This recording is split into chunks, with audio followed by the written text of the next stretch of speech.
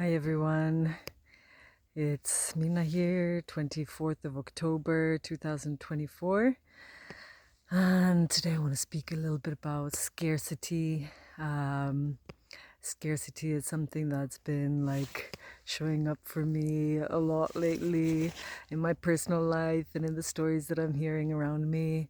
There's not enough time, not enough energy, not enough money, and this whole like insecurity of like, how is one supposed to make one's ends meet kind of in this world, this changing world where the old ways of working and earning an income no longer resonate and don't work even. So it creates a lot of instability and insecurity, and really it's an invitation, I realize, to get to tune in more into my inner world. Like, what are the things that are important to me? What are my needs, my desires that support me, like on my path? It's so easy, like we've grown up, many of us, in societies, cultures that are very driven by this kind of scarcity mindset, and then it leads to, when we are in this place of scarcity, we often end up doing a lot of things that we think will give us a sense of security and abundance, but actually often we waste a lot of energy and effort, trying to do those things. And those of us who are like sensitive to other people's needs and energies, we may even start to like put so much energy into trying to like meet and fulfill the things that other people want and need, and getting even more like dispersed, creating even more a sense of like being stuck in this field of scarcity. And this, when we are in a scarcity mindset, it makes us kind of tunnel visioned, and we don't feel safe. So basically we're not open to guidance, we're not open to support, we're not open to kind of trusting the flow, or to cooperate and co-create even.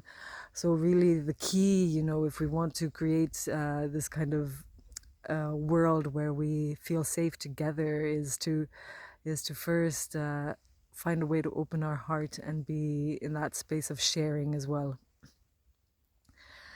And it comes from within. Sense of safety comes from within. It's not like an external thing. You can have an external situation, one person doesn't feel safe in it, another one does. So it's about learning how to create that felt sense of safety inside. And I've practiced myself, when I started becoming aware of how many ways I am kind of operating from the scarcity place.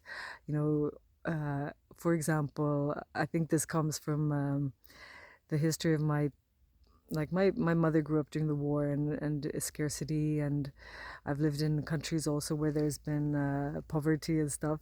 So there's a part of me that's learned to be like, okay, I have to be prepared for everything just in case. I'm never going to leave anywhere without my water bottle. I'm always going to have what I need in the fridge. And like, just like super preoccupied with creating like this sense of safety by controlling everything around, and like usually having like way too much food in the cupboards. Like I discovered last year when I had to leave for Brazil. We live in a house where there's no running water, and put out the electricity, so you have to get rid of everything that was in the fridge and freezer. And I ended up like having to get rid of so many mushrooms and berries. Okay, I gifted them away, but even not everyone was so keen to get all that I had. So like really learning to like not get so obsessed about like, oh, I have to get so much and like save something. Like in Finland we also live in this kind of seasonal environment where the summers are very abundant, and fall, it's a time of harvesting, and then the cold winters when nature is asleep, you have to make do, or my ancestors had to make do with what they harvested and worked during the summer. But we live in a totally different time and age right now, and one can get from the supermarket, anything, anytime, at least for now. Who knows what the future will look like? But it's really uh, like my husband Ruanu, he comes from the forest where they have like in the jungle in the Amazon where there's there's not this seasonal there is seasonal variety and different fruits and plants are harvested grow at different times, but they don't have this same kind of need to like gather, hoard, and save as we have here in the north. And that makes I've noticed him, Roinu, and his family much more like relaxed about, you know, don't need to always be so prepared. You can just like kind of go with the flow. So both of these aspects have like their good side and their bad side. Uh, like in either extreme. So it's good to be conscious and aware and know how to navigate with these energies, abundance and scarcity. There are moments when it's good to be mindful with our resources. As human beings also living on this planet, we have a limited amount of time and energy in a day, in years, whatever, to do all the things that we want to do. So it's time to get really mindful about like where are we putting our time and our energy. Do we really need all those things that we think we need?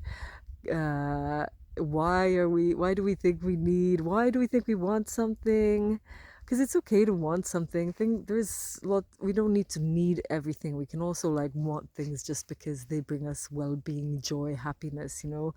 It doesn't have to be like this minimalist. I have to be like just with nothing, or only bare survival mode. That's there. I know in some cultures and societies that's kind of glorified and like perceived as a good a better way of being.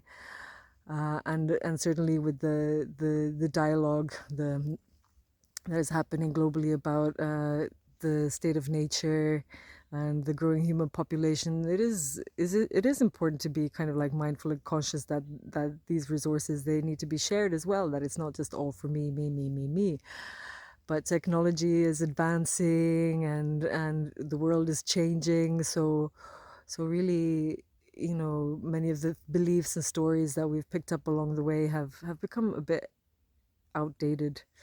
So yeah, we have this time here. How do we use it? What do I focus on? Where do I put my energy and my time? Where is it received? Why am I doing it? For who? And shifting more to like coming into this authentic self, doing what I love, what feels good for me, taking steps every day to manifest those things that I want to manifest. And they might change on the way. And some of the things that I wanted yesterday, I don't want anymore today. So that's okay too. Being okay with like letting go of all the effort that we put into trying to create something. Ruainu also in his village was in his village just last week, their big ceremony space, the big house where the community building, which is the biggest in the whole river of Jordão, it burnt down. And there are, yeah, we can go into various stories about how that happened or why, but I'm not going to go into that now. But he was, Ruanu was like this house was really important to him. Yesterday he had a really good cry, deep cry, like grieving the loss of this temple, this house, because it was actually he who met the guy who came to their village, who eventually managed to build that house. And so it was in a way he was part of of creating, birthing that dream from one of these people, like right at the beginning. So like, and he spent so many hours working on building it, and it wasn't really that old even, and then it's gone, just like in burnt down in less than an hour. I don't know how long it took, but things we work on, our projects, our dreams, our visions, and we build them, and then all of a sudden they crumble down, burn away, and we're left without them. It puts us on our knees to pause for a moment. It's like, how much effort do we want to put into things that are not like forever?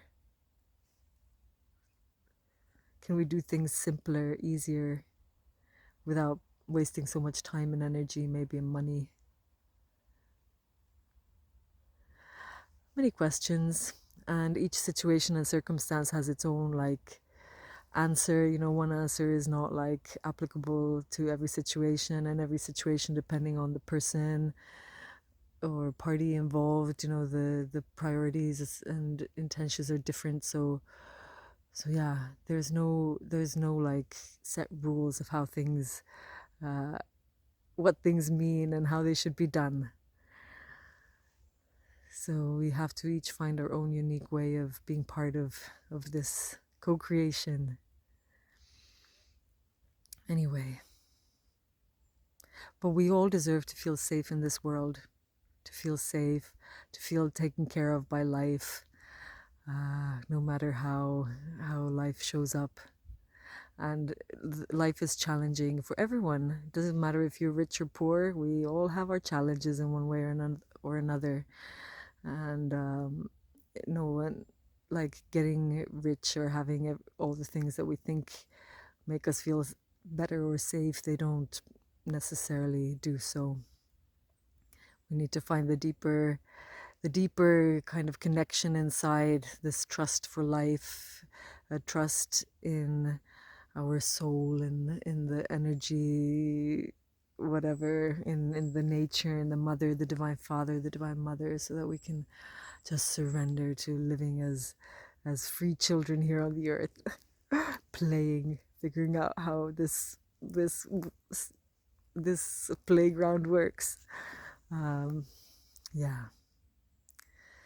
So I'm gonna be off for a ceremony weekend this weekend, so I'll be offline for a few days. Wishing you a wonderful weekend, and catch you later. Bye.